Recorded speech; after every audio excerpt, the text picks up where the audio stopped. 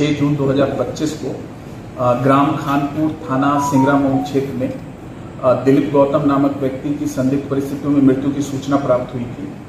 सूचना पर तत्काल थाना पुलिस व वरिष्ठ अधिकारियों द्वारा मौका मुआयना भी किया गया था।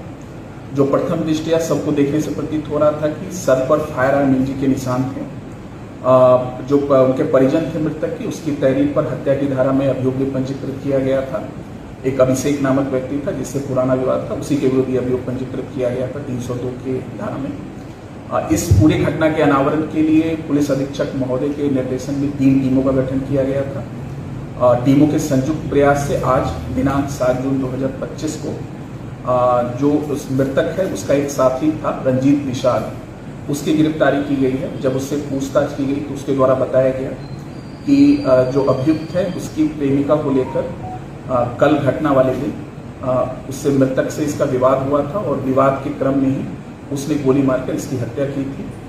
अभियुक्त की निशानदेही पर उसके घर से ही घर के पास जो बालू का एक ढेर था उससे ये 32 बोर का पिस्टल बरामद हुआ है। कुछ जिंदा कारतूस व खोखा कारतूस भी बरामद हुए हैं।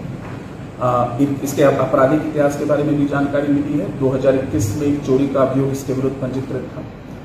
अभी इसे गिरफ्तार किया गया है और SHO सिंगरा मऊ को निर्देशित किया गया है कि सभी बिंदुओं पर गहनता से जांच करें और उसी के आधार पर अग्रिम कार्रवाई करनी। सर, मामला पहले दूसरे व्यक्ति पर था तो किस तरह से फिर बाद में का कल्प्रिट है वो कैसे हाथ आया पुलिस को, क्योंकि नामजद तो दूसरे के खिलाफ था? देखिए, इसमें पहले एक अन्य था, गांव का ही अभिषेक नामक व्यक्ति था जिसे नामजद किया गया था, जो कि पूर्व में उनके परिवार का विवाद उससे था। लेकिन बाद में हम लोगों ने सभी बिंदुओं पर जांच की, इलेक्ट्रॉनिक साक्ष्य और मैनुअल इसमें पूरी कार्रवाई हुई। इसी के आधार पे हमने इसमें ये निकाला कि जो ये अभियुक्त है, जो संदिग्ध था हमारा, उसके पूरी कार्रवाई और उसके पूर्व के इतिहास के बारे में जानकारी करने पर ज्ञात हुआ कि ये इसका दोस्त अच्छा रहा है और इसके अलावा एक मेडिकल स्टोर इसके घर के पास ही ये चलाता था और इसका पूर्व में इसके साथ मतलब इलेक्ट्रॉनिक साक्ष्य के आधार पे भी और अन्य माध्यम से भी जब हमें जानकारी दी तब हमने इसे गिरफ्तार कर पूछताछ की और पूछताछ के क्रम के बाद ये पूरी घटना सामने आई। क्या पुलिस को गुमराह करने के लिए साथ साथ भी था कल पूरे दिन परिजनों की व्यवस्था अस्पताल लेके गए?